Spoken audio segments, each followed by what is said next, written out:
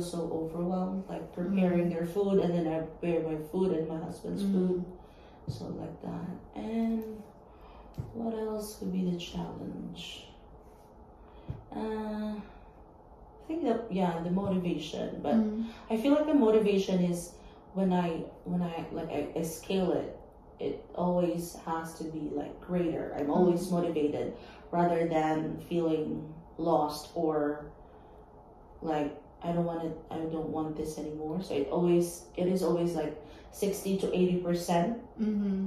I'm motivated, like most of the time, rather than like less motivated. So less motivated, 20 to 30%. So that still like boost my my motivation to do stuff. Can I say is that you're self-conscious? You are aware of that you need motivation, you need to be better, behavior better, you need to be more energetic, so that push you to overcome the challenges. Yes, I believe that. Yeah. Self-awareness is actually a strong character that I want to improve, and I think I'm also like using that one because of my goal to be really healthy and changing my things, my way of life, specifically my food intake. So. And you like you mentioned, your role to be mommy, mother, to be a student, to be a wife, and a worker too. Super moms, right? Yeah. We're super women. You are. Yeah, You are taking these responsibilities. Yeah. That's why I've actually had a talk with one of the parents in my Strong Start, and she was also asking me about how is my family, because they know that my daughters will be coming, and I told her that I am so impressed by how Canadian families, especially mothers, take responsibilities and be so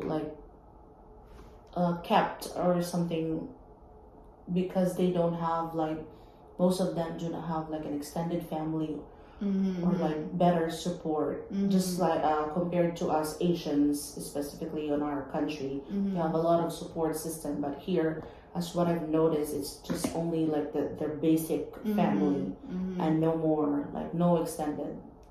So, and she said that it's mostly happening here. So I feel like you're all amazing. I was telling her that you're all amazing, Canadian moms or Western moms are all amazing, because they were able to handle everything all at once.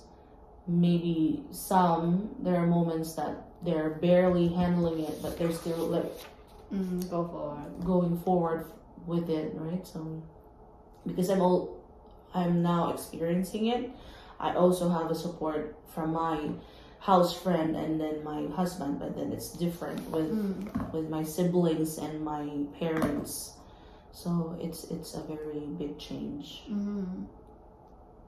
So you notice that Canadian mommies, they are super women, super mom. They can handle many a big family. They can overcome barriers, challenges, and you admire them. Yeah.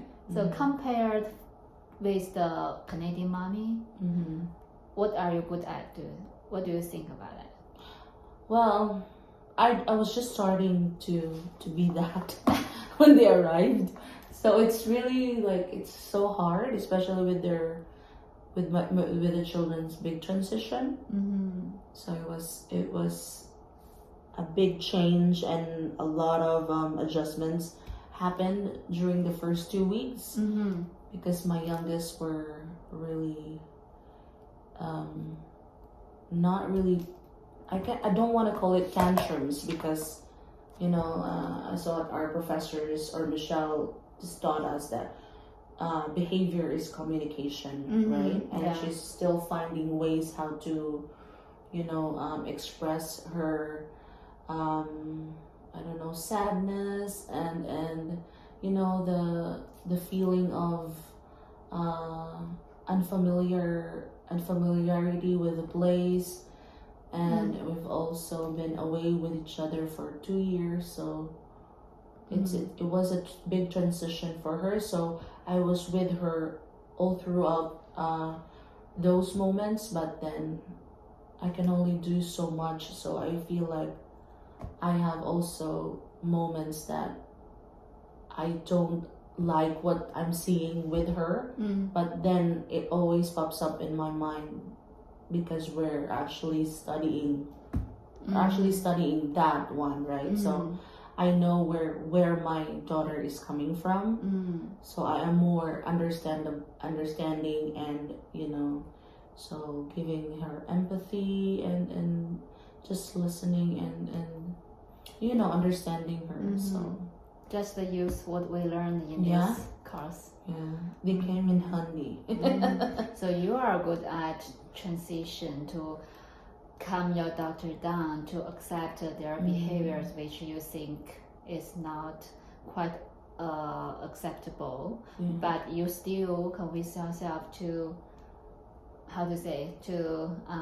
understand them, understand their background, and give time to you and your daughter to adjust yourself to each other. Yeah, but it's very, very challenging, I would say. It's not easy, but time had it is really important to to set some rules and boundaries around that, but I'm slowly kind of inculcating that to her, not just doing it everything because she was raised differently back home, and I cannot just take it away from her right away. And she's still developing her reasoning skills, all of the things that she's still trying to understand everything that is happening. And so maybe our program actually really helps with that, so I'm thankful. And you need time to change your life with 2 kids coming in, and they need, as for the kids, they need time to adjust the new environment too. And maybe they are so little, so they are curious about new things. So that's the time problem. So you can do it. Just take time. Okay, so let's focus on our SMART goals. We set goals last week. Last week.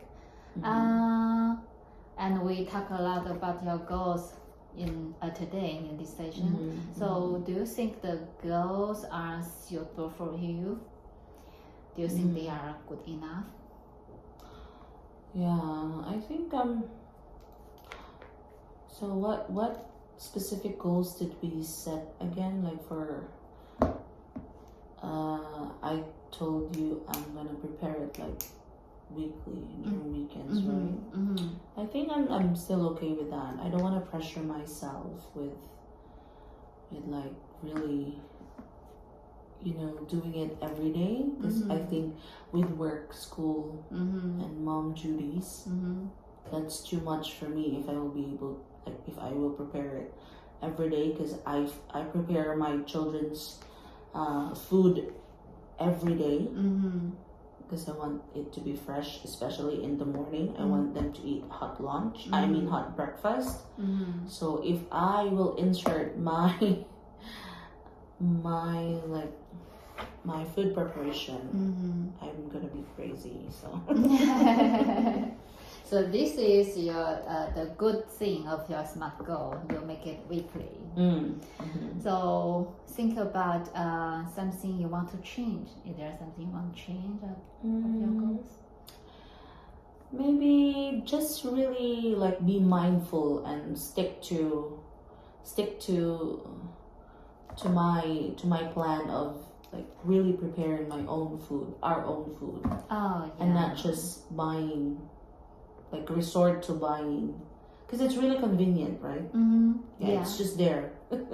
Yes. So I want to really be mindful of, being intentional of really